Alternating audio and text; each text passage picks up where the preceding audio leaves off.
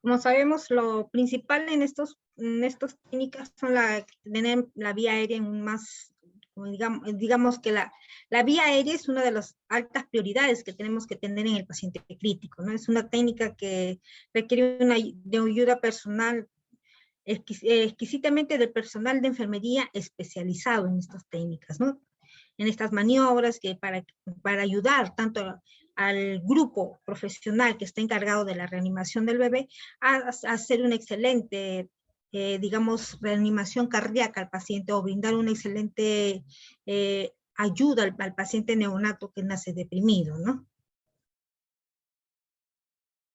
Sabemos que la intubación endotraqueal es uno de los procedimientos más comunes que se realiza en las unidades de cuidados intensivos neonatales. Inclusive ya estos procedimientos se realizan en sí en las salas de parto, ya cuando el niño nace deprimido, necesita de ayuda ventilatoria, estos niños son intubados en las salas de parto. El tubo endotraqueal es un dispositivo médico invasivo, ¿no? De la vía aérea del paciente que nos permite mantener una vía permeable, ¿no? Sobre todo la vía aérea superior y administrar sobre todo el soporte ventilatorio que requiere el paciente neonato, en este caso para ayudar al adecuado intercambio gaseoso de los pulmones, ¿no? Esta técnica consiste en introducir un tubo a través de la nariz o la boca del paciente, a través de la cual va a llegar a la tráquea. Con el fin de mantener una vía aérea abierta y sobre todo para asistir con el proceso ventilatorio en el paciente, ¿no? Sabemos que esto debe de asegurar una adecuada ventilación y un aporte de oxígeno adecuado a nuestro paciente neonato, el cual va a disminuir el riesgo de distensión gástrica y aspiración pulmonar, sobre todo los neonatos que nacen con digamos, con el síndrome de meconial o que hayan aspirado meconio durante el proceso del trabajo de parto.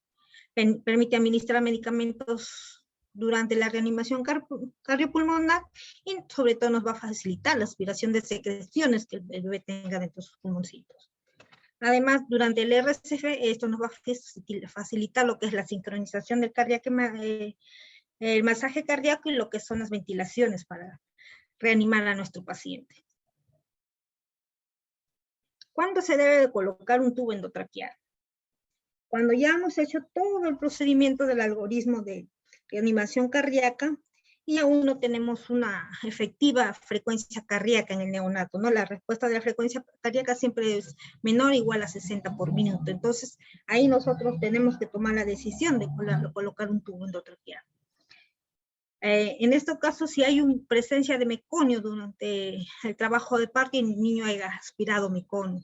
Si la ventilación a presión positiva no ha dado como resultado una mejoría clínica adecuada de esta respuesta que se requiere cuando se realiza el RCP básico en nuestros pacientes, ¿no? No hay una respuesta adecuada, entonces se procede a lo que es la intubación endotraqueal. También hablamos de la frecuencia cardíaca por debajo de los 100 a 60 latidos por minuto, y la cual va a requerir, digamos, una presión positiva aumentada, ¿no? Tengamos en cuenta que los minutos de oro es principalmente, digamos, evaluable en este caso para nosotros tomar la decisión precisa para la colocación del tubo endotraqueal. Tengamos en cuenta que a mayor prolongación de las maniobras de RCP, mayor riesgo de daño neurológico que se pueda producir en nuestro neonato. Y cuando se necesita realizar las compresiones torácicas. ¿Cuál es el objetivo principal de esto de la intubación endotraqueal? Es proporcionar al usuario una vía aérea artificial para alcanzar los niveles de oxígeno deseados, ¿no? Mantener una permeabilidad de la vía aérea. Y realizar las aspiraciones endotocales como les decía, cuando el neonato se ha aspirado o tiene meconio dentro, ¿no? Haya aspirado meconio durante el trabajo del parto. Y administrar algunos fármacos principalmente para lo que es la reanimación de cardiopulmonar. Sabemos que hay dos tipos de intubación, una que es por la nasotraqueal y otra la orotraqueal, ¿no? Mayormente en las unidades de cuidados intensivos la que mayor se practica es la orotraqueal. Las nasotraqueales son, digamos, raras veces se pueden observar en las unidades. Se realiza a través de las fosas nasales cuando existe un traumatismo funcional severo con la dificultad de abrir la mandíbula, ¿no? En algunos casos, en la mayoría son por accidentes o cuando los niños nacen con malformaciones a nivel de la mandíbula, ¿no? Hay rotura en la lengua o quemaduras graves en la cavidad oral. La orotraqueal se realiza a través de la boca, se suele usar en intubaciones dificultosas o de urgencia mayormente, ¿no? Es la más rápida, las más usadas en las unidades. En este caso, rara vez se usa en caso cuando hay obstrucción. Cuando hay obstrucción de las fosas nasales, son nasofaringias, usamos esto, o cuando se sospecha de la fractura del cráneo, ¿no? Relacionada a una diátesis hemorrágica o moderada severa. ¿Qué riesgo tenemos en el momento de hacer la intubación? ¿No? Los riesgos que incluye cuando nosotros no tenemos una buena técnica o una buena habilidad para colocar el tubo endotraqueal puede producir un sangrado a nivel de la laringe o de la tráquea, ¿no? Y si no usamos una técnica adecuada, aséptica para la colocación de este tubo endotraqueal, podemos producir infección. O también podemos producir traumatismo a nivel de la laringe, ¿no? La glándula tiroidea, las cuerdas vocales y la tráquea o el esófago, ¿no? Cuando los intentos de colocación de este tubo endotraqueal son repetitivos, ¿no? Y cuando el personal no está, digamos, no tiene la capacidad o no tiene la experiencia necesaria para intubar a estos neonatos. Cuando hay una perforación de las partes del cuerpo de la cavidad torácica que lleva al colapso pulmonar. A veces, en muchas ocasiones, por el mismo estrés del ambiente, el procedimiento en sí, se ha pasado en la colocación del tubo traqueal, ¿no? Se ha perforado parte de la tráquea. Son raras las ocasiones, en nuestra unidad nunca se ha visto eso, pero la literatura se encuentra sobre eso, sobre todo ese tipo de complicaciones, ¿no? ¿Qué materiales debemos contar? Ya se ha hablado del equipo del AMBU, tenemos la hoja del laringoscopio, las cánulas endotraqueales, las hojas del laringoscopio, que estamos desde el número 00, 0 y 1 que se maneja para los neonatos, ¿no? Las ondas de aspiraciones, que tenemos onda número 6, 8 y 10, las mayormente usadas, los guantes estériles y el equipo de aspiración de secreciones que tengamos en las unidades que contamos, ¿no? Debemos tener en cuenta que las salas de parto tienen que estar equipadas con todos estos requerimientos que se tienen. No solo tienes que tener tu servacuna, sino tu coche de paro, tu material, todo tipo de sonda de todo tamaño, tubos endotraqueales de los tamaños que se requieren solo para neonatos, las hojas de laringoscopio y también un laringoscopio, ¿no? Tipos de laringoscopio que tenemos. En raros casos se han usado lo que son las máscaras laringeas, ¿no?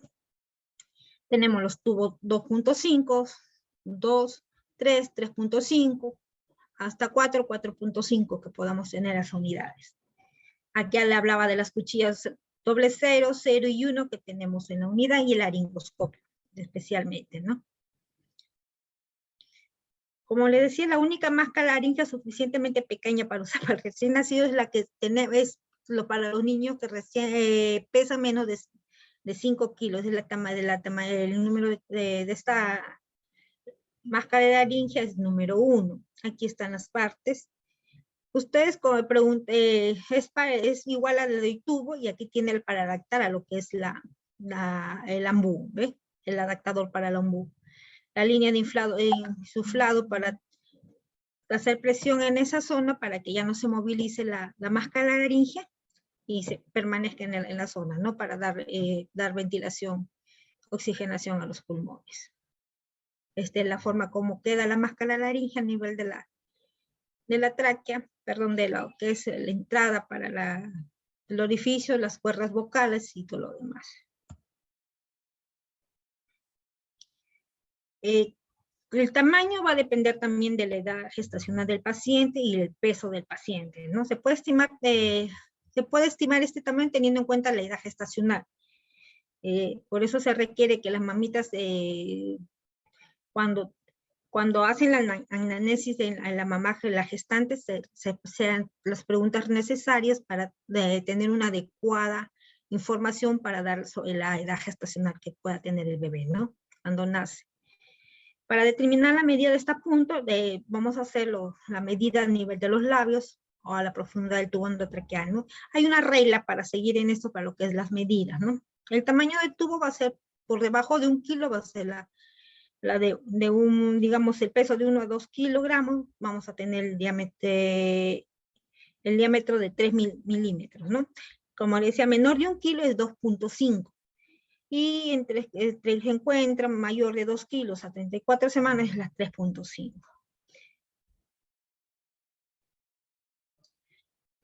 La medición es un cálculo de una regla de 6. La distancia va a estar relacionada con lo que es la distancia oral desde el labio en centímetros más el peso en kilogramos más 6 centímetros.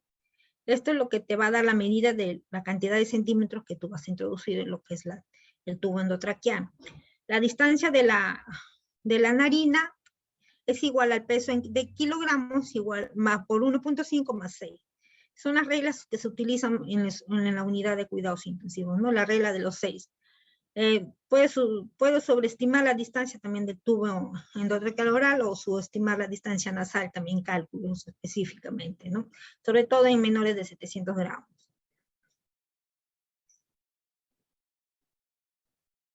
¿A qué profundidad?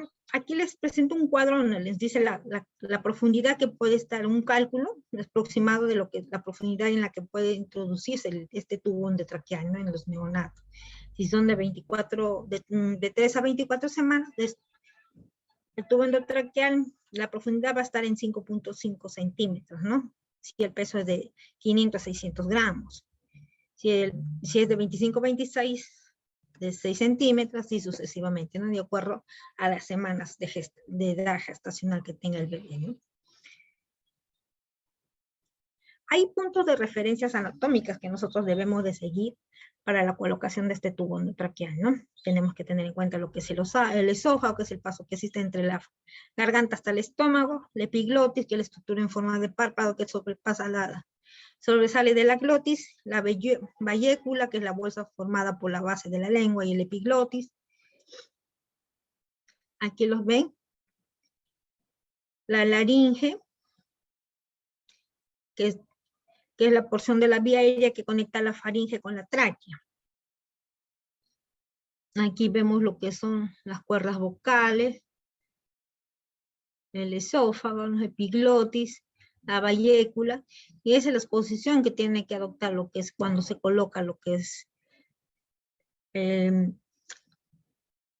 mango del laringoscopio con la hoja para poder introducir el tubo endotraqueal.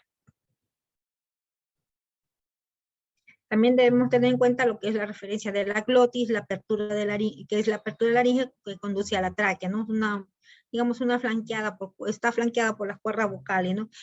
Por es que a este nivel, cuando la persona que hace la intubación no tiene la habilidad, ¿no? La destreza de realizar la intubación, puede producir daño a nivel de las cuerdas vocales, ¿no? Las cuerdas vocales, la tráquea.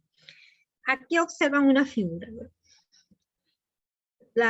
El tubo tiene una ranura que está marcado con una línea negra, ¿no? Y esta es la cual va a estar a nivel de las cuerdas vocales. Esta ranura va a quedar a nivel de las cuerdas vocales y esto no tiene que dar por lo menos a 1 centímetro, 0.5 centímetros de la carina, para no producir problemas a nivel de la carina, ¿no? Esto es la guía. Aquí tengo un tubo endotraqueal, ¿ves? Esta es la guía, hasta acá va a entrar el tubo, a nivel, hasta donde las cuerdas vocales va a quedar aquí el tubo. Y de ahí el tubo ya tiene granulado todos en centímetros. Entonces, eso nos va a facilitar a nosotros hacer el conteo específico para lo que es la fijación del tubo endotraqueal. Como les enseñaba, aquí tenemos varios tipos de tubos. Aquí que ya está marcado, rotulado, que es esta línea de aquí, va a quedar a nivel de las cuerdas vocales y acá está ranurado por centímetros, ¿no? Este es otro tipo de tubo. De acuerdo a los diámetros, tenemos el 2.5, 3, 3.5 y el 4.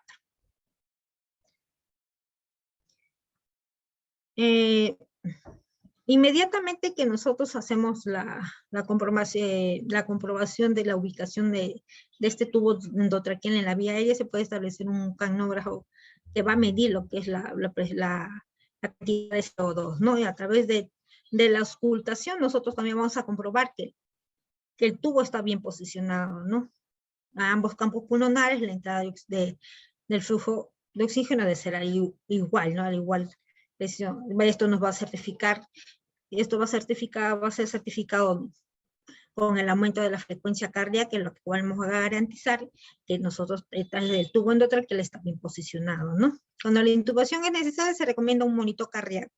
Mayormente en todas las salas de las unidades de parto, en las unidades de cuidados intensivos tenemos los monitores cardíacos, pero a veces en las salas de partos manejan solamente lo que es el saturómetro, ¿no? En lo cual va a ir inmediatamente, antes que inicien esto, ya el profesional de enfermería ya está colocando el saturómetro al bebé.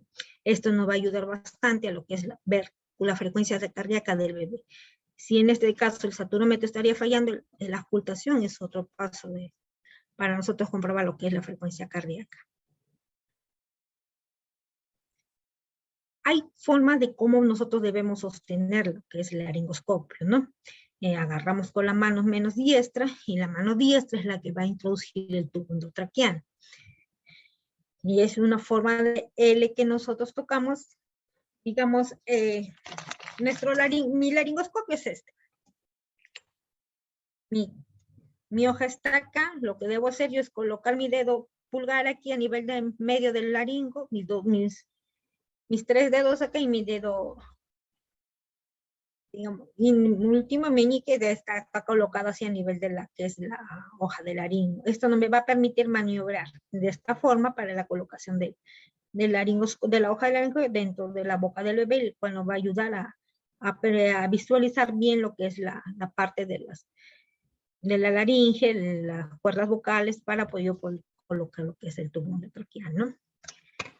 Debemos de apuntar en dirección opuesta a lo que uno está posicionado, ¿no? Sobre todo, el que va a colocar el tubo endotraqueal es la persona que está así posicionada a la cabecera del bebé, ¿no? Es el que va a comandar todo si en caso se sigue con las maniobras de reanimación. ¿En qué consiste así la asistencia de enfermería? La enfermera es la que va a asistir antes, durante el procedimiento al médico. En muchos casos en estos tiempos de pandemia, el personal que ha tenido experiencia mayor ha salido de las unidades a su domicilio y ha ingresado bastante personal nuevo, ¿no? En este caso, la que tiene que tomar la batuta y centrarse en esta sala de parto y llevar el comando de que es la reanimación e intubación, es la enfermera, ¿no? La enfermera que tiene mayor experiencia en este caso, ¿no? Mayormente el personal que ha estado ingresando ha sido personal muy joven, pero también que tiene algunas habilidades para lo que es intubación. Hay que tener preparado todo el material y el equipo necesario, que es tanto como medicamentos, utensilios que se necesita para esta reanimación, debe estar ya preparado en la sala, ¿no? Tengamos en cuenta que cada vez que se programe digamos en este caso cesáreos, partos normales, se tiene una programación. Entonces la enfermera que está encargada de estas salas de partos tiene que tener su material ya preparado. Digamos, tiene que tener sus medicamentos para usar, sus líneas, inclusive en algunas oportunidades han tenido la necesidad de colocar los catéteres umbilicales en sala de partos. Entonces, con todo ese material tiene que contar la enfermera, tener su equipamiento, ¿no? Y posterior a eso tenemos que realizar los cuidados de enfermería, sobre todo cuando ya está mi bebé recibiendo oxigenación. El procedimiento así de intubación va a ser colocar en posición correcta al bebé, en posición de olfateo, ¿no? En un ángulo más o menos de 45 grados, porque si ponemos un ángulo de 90, él va a estar extendido el cuello. Si lo colocamos en menos de 45, va a estar casi el mentón pegado al pecho del bebé. Entonces tenemos que colocarle un ángulo más o menos de 45 grados y tener en posición de falteo. Ahora, si el bebito es pequeño, se puede cubrir con, la enfermera puede coger, ¿no? Pero a veces hay bebitos grandes que ya necesita de una mejor comodidad para poder facilitar que el médico, el personal que va a intubar tenga toda la facilidad del mundo para colocar su tubo, ¿no? De cúbito supino con ligera elevación de los hombros, ¿no? Si hay algún problema, nosotros podemos tener unos paños, en este caso nosotros manejamos los pañales Bombasí o los campos estériles de tela fenestrados que hay en las salas, ¿no? Para hacer en cuanto a lo que manejo para el secado del bebé. Entonces, se hace un puñito, se coloca así, si esto se coloca debajo del hombro del bebé, el cual nos va a ayudar bastante para lo que es la intubación de traquea. Tenemos que aplicar las medidas no farmacológicas para este tipo, ¿no? Tenemos que optimizar el ambiente, ¿no?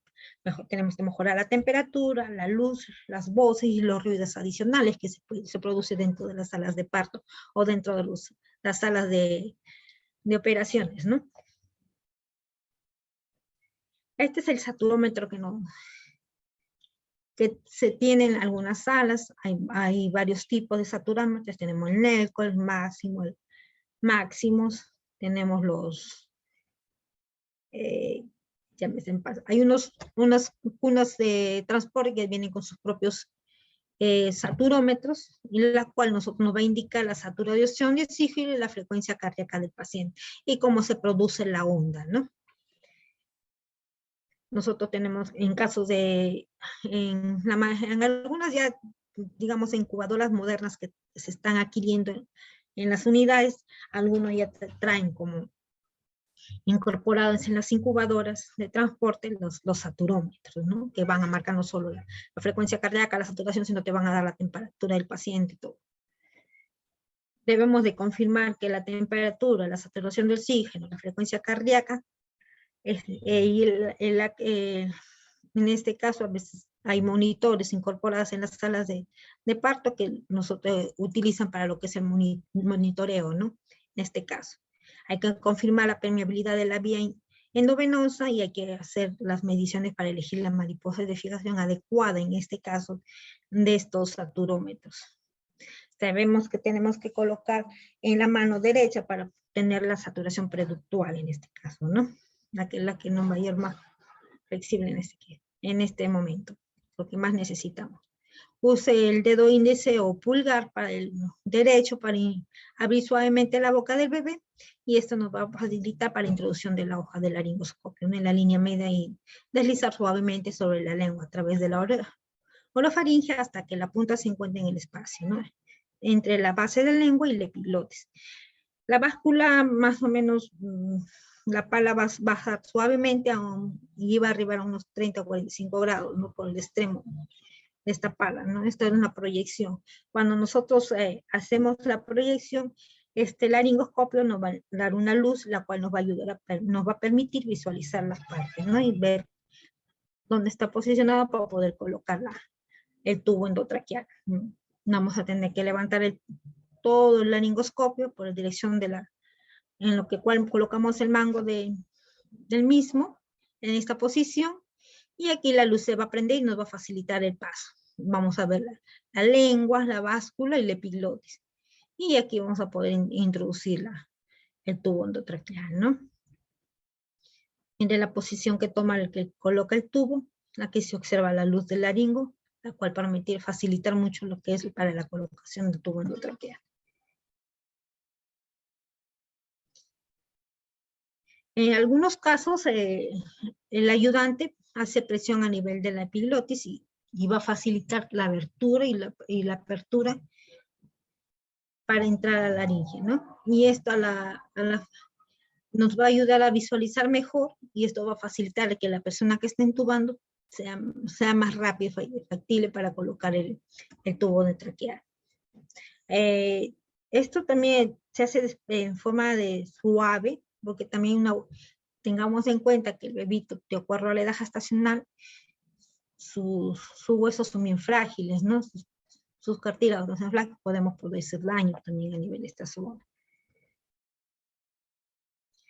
Hay que evitar sobre todo el balanceo del mango del laringoscopio, que hagan la torsión hacia atrás, porque ahí pues, es donde podemos lesionar, ¿no? Parte de la cavidad oral, base de la lengua, epiglotis, glotis, hasta cuerdas vocales podemos lesionar con esas continuas, digamos, movimientos de las hojas del laringoscopio, ¿no?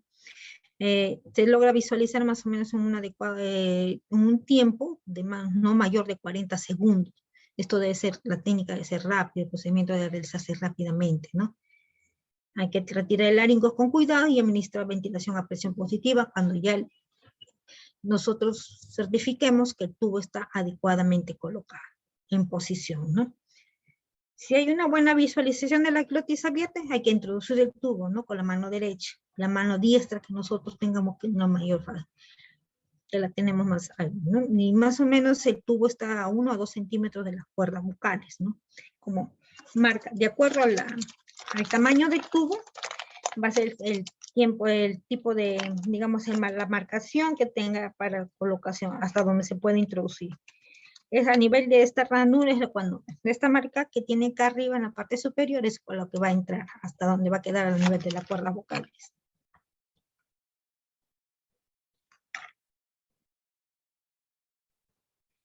Una vez que nosotros tengamos colocado el tubo, vamos a hacer la medición correcta.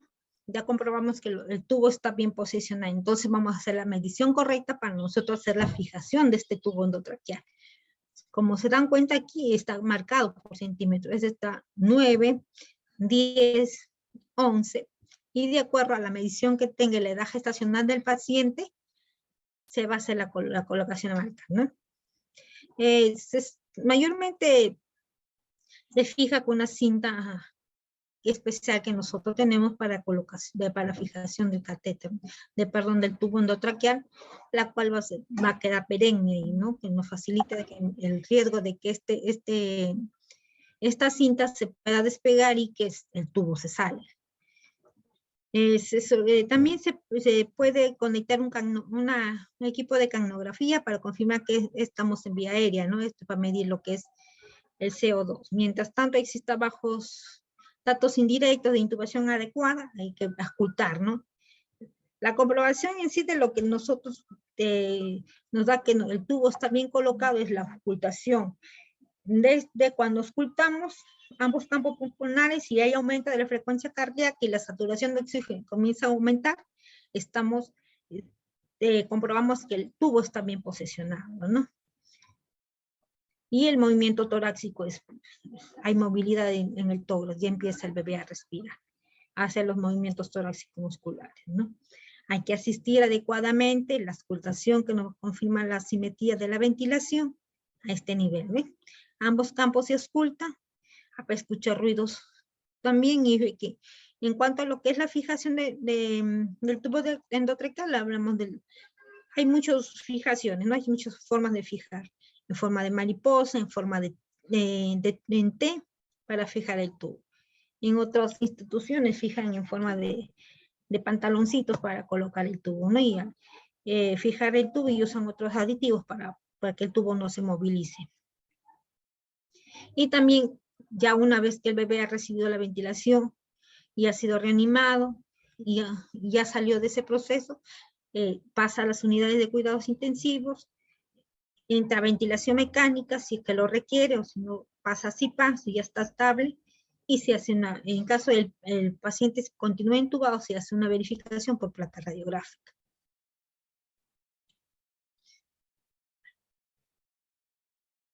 Esta es la posición correcta cuando ustedes toman la placa radiográfica del tubo endotraqueal.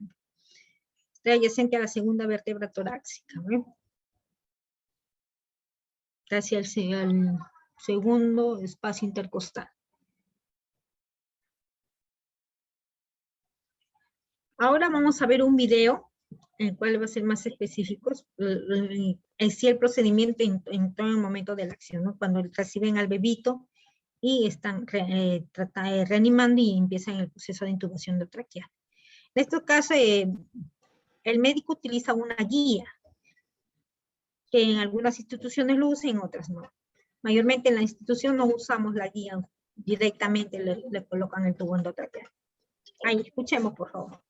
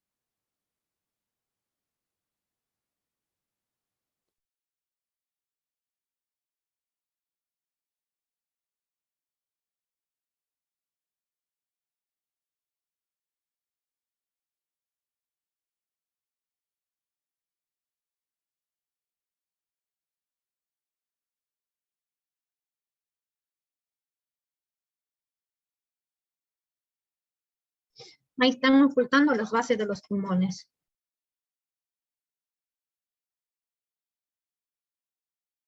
Ahí está lo que es del PDP y lo que es la presión de pico de lo que es están dando la ventilación a presión positiva, de lo que le hablaba la doctora Sujei. Pues mientras que hacen la presión aquí y aquí les da el pico que están marcando.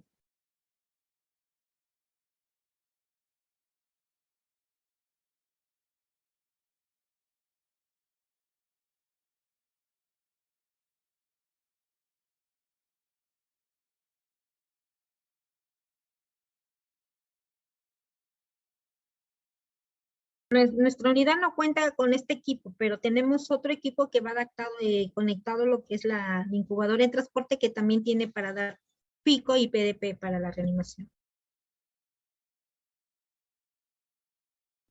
Vamos a pasar al siguiente video.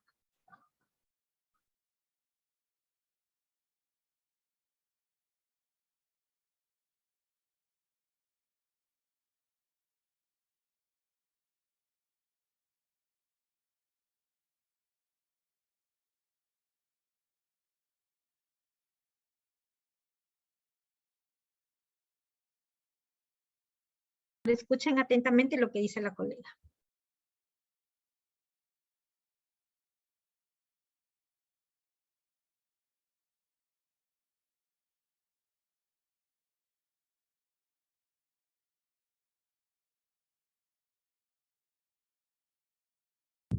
No podemos escuchar, licenciada Araceli.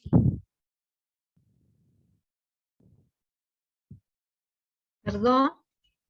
No se escucha el audio del video que está proyectando, licenciada. A ver, un ratito. Claro. Ahora sí podemos oírlo. Bienvenidos. Hoy vamos a ver la técnica de intubación endotraqueal en neonatos. Los materiales que vamos a utilizar son el simulador de neonato, el laringoscopio con las ramas del laringoscopio, el lubricante para tubo, los tubos endotraqueales de diferentes tamaños, tenemos el 2.5, el 3 y el 4, la cámara ventilatoria y el estetoscopio. Una vez que hemos evaluado la necesidad del paciente de ser intubado, procedemos a preparar el material adecuado para este paciente. Vamos a armar el laringoscopio, le ponemos las guías,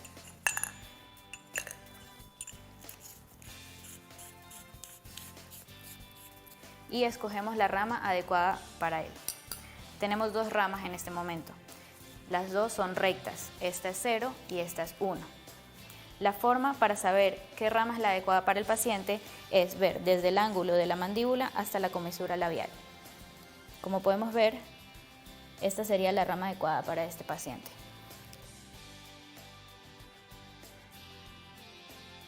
Si vemos con la 1, es mucho el espacio que sobra.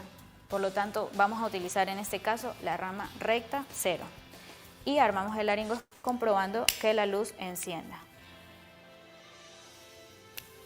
Teniendo en cuenta que es un simulador en el que estamos haciendo la práctica, debemos ubicar el tubo que vamos a utilizar.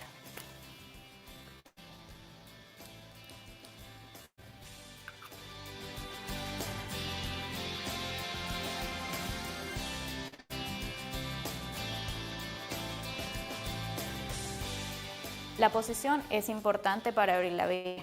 En el caso de neonatos utilizamos la maniobra de mentón, neutra o dedo, donde ubicamos nuestra mano en la frente del paciente y sostenemos el mentón para tener abierta la vía aérea. Si fuera un niño de 1 a 8 años, hacemos extensión de la cabeza a 45 grados y si fuera un niño de más de 8 años, es igual que en los adultos, hiperextensión de la cabeza a 90 grados.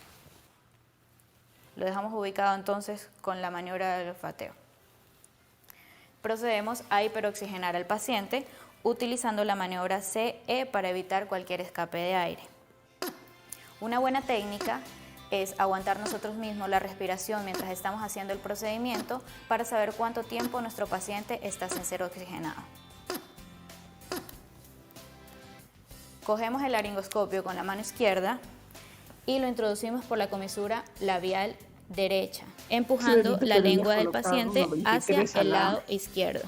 Avanzamos el laringoscopio hasta los planos anatómicos de referencia. Está la epiglotis, que es el punto más alto, la glotis y a los lados las cuerdas vocales. En el plano posterior tenemos el esófago. Cogemos el tubo con la mano derecha y lo deslizamos de tal manera que pase por medio de las cuerdas vocales. Una vez estamos dentro, debemos ver si está bien intubado el paciente y si el tubo está en vía aérea, para lo cual vamos a ver la expansión de ambos campos pulmonares de forma simétrica, como podemos ver, y también podemos hacerlo al paciente de manera simétrica,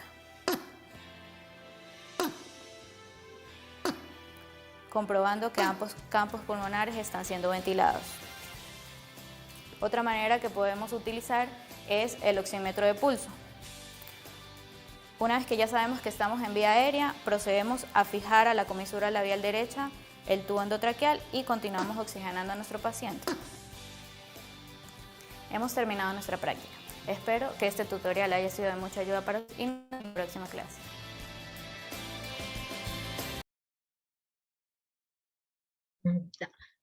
Como han podido ver, esta es la técnica que nos habla de lo que es la colocación del tubo endotraqueal. Y la anterior ha sido el procedimiento así en el momento, el momento preciso, ¿no? Cuando nace el bebé y necesita la intubación endotraqueal.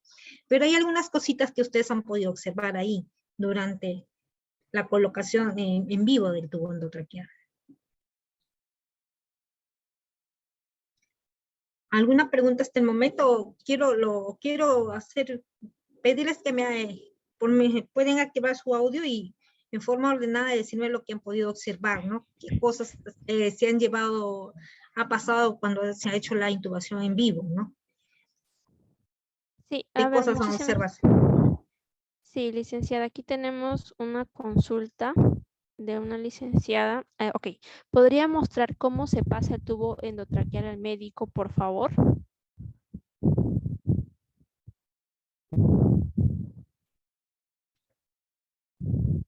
Licenciada, su micro está inactivo.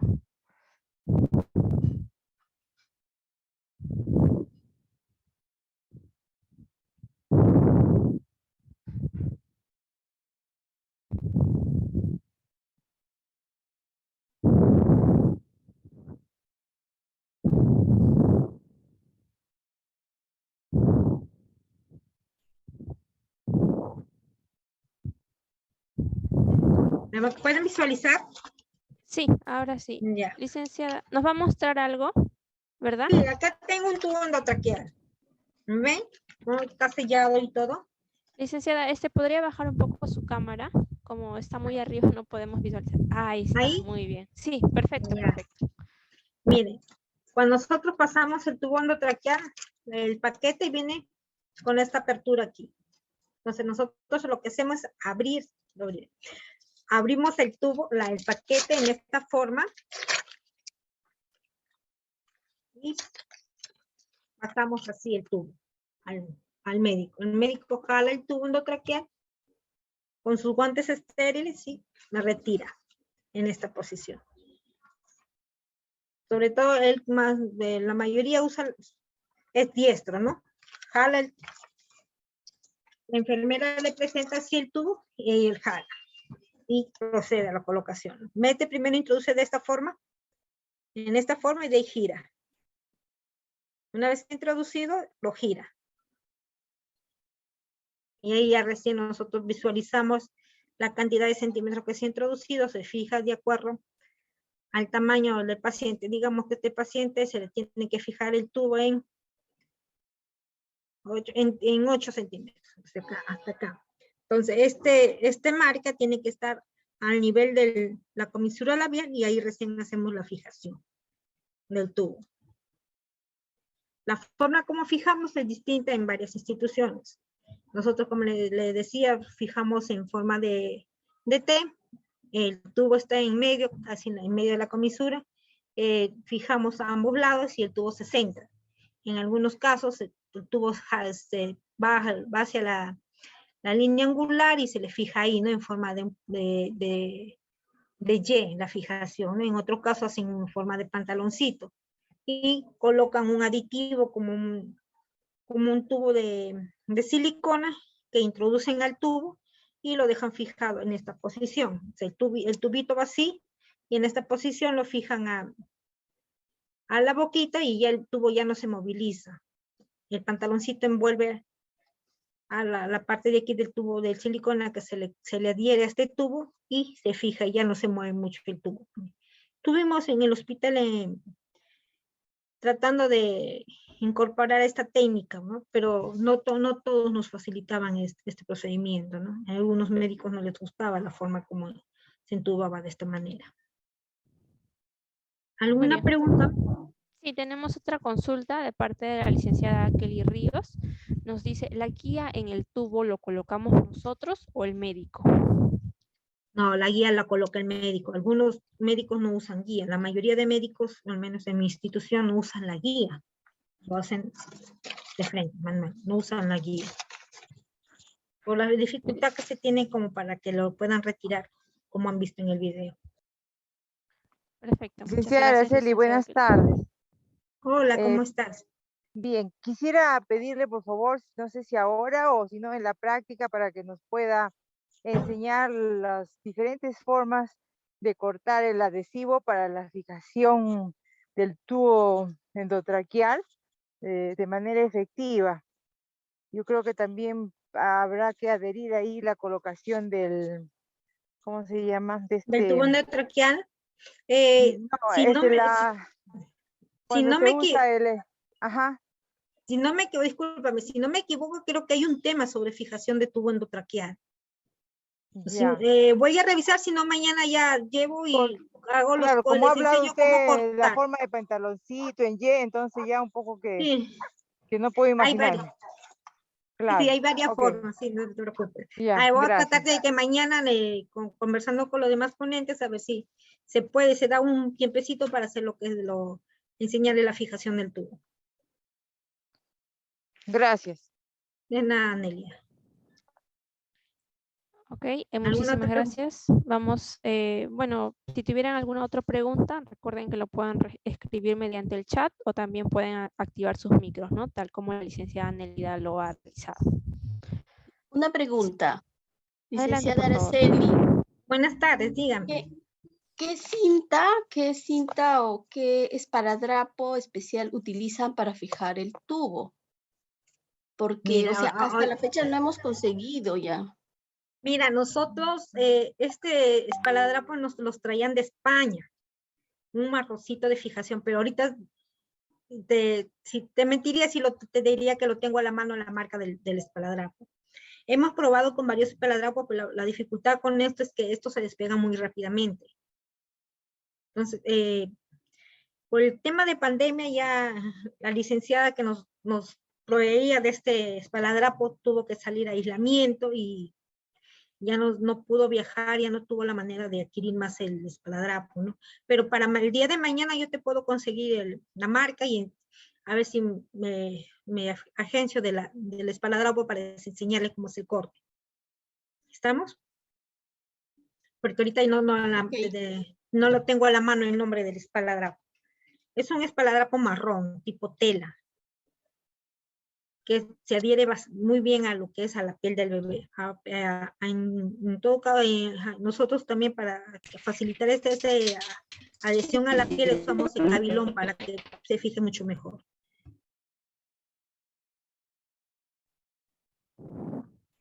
Sí, ok, muchas gracias, licenciada Roxana. Bueno, con ello se llama Tensoplas. La licenciada Yanira nos dice que se llama Tensoplas. No, el Tensoplast es otro tipo digamos, de aditivo, ¿no? Como un espaladrapo. Justamente por este problema de que tenemos que ya no todas tenemos este espaladrapo especial, se está tratando de usar el Tensoplast. Pero el problema con el Tensoplast es que no se adhiere bien para la fijación de tubos. Lo que sí nos ha facilitado, nos ayuda bien es para la fijación de las sondas orogástricas, eso sí, pero para el tubo endotraqueal no.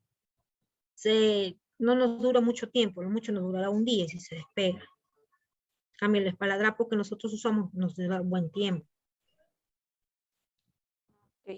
Ok, muchísimas gracias entonces, licenciada Araceli, y a todas las participantes que han podido intervenir. Ahora vamos a continuar con el siguiente tema. Por favor, licenciada Araceli. Ya yo, señorita, empiezo.